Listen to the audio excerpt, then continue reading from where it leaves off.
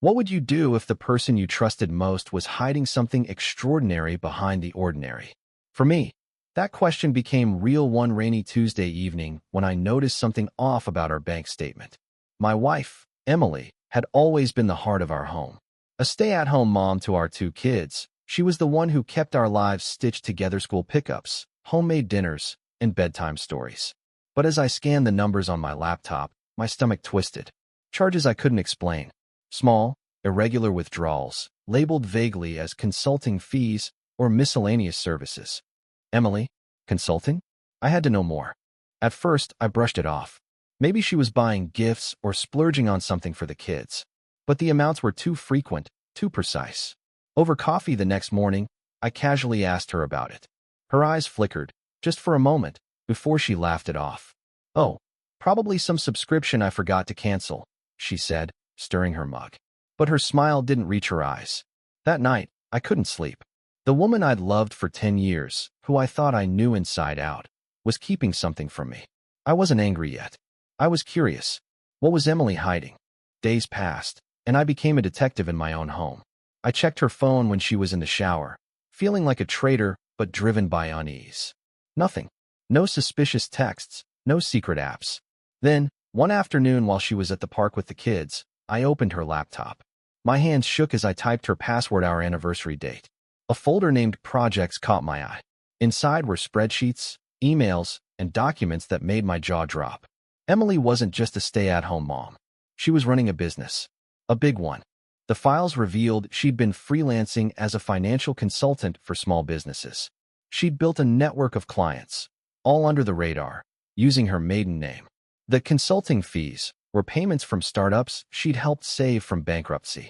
She'd been working late nights after the kids were asleep, teaching herself advanced accounting software, even taking online courses to sharpen her skills.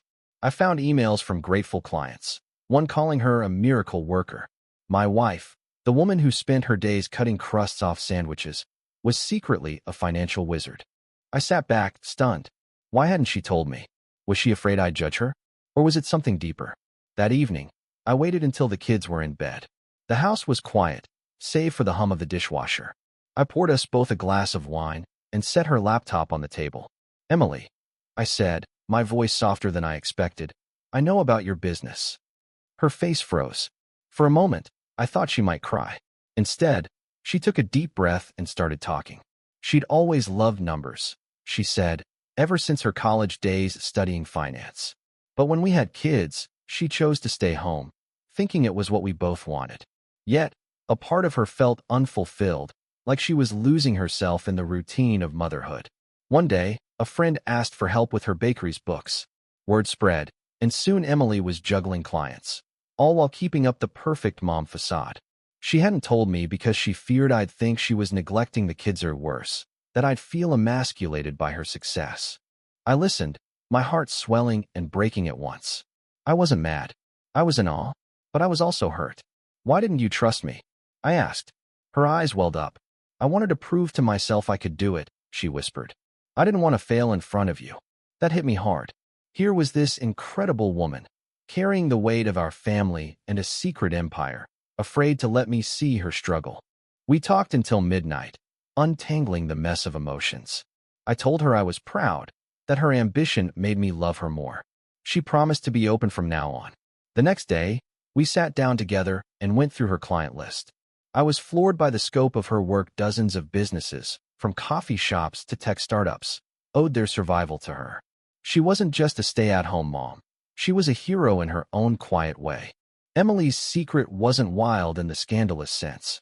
It was wild in its beauty, in the strength it took to build something from nothing while still being the mom our kids adored. We decided to make her business official, even setting up a small office in the garage. The kids now brag about Mom's superpower to their friends. And me? I've learned to ask questions instead of assuming I know everything about the woman I love. Trust, I realized, isn't just about honesty, it's about giving someone the space to surprise you. Emily did, and I'm grateful every day for it.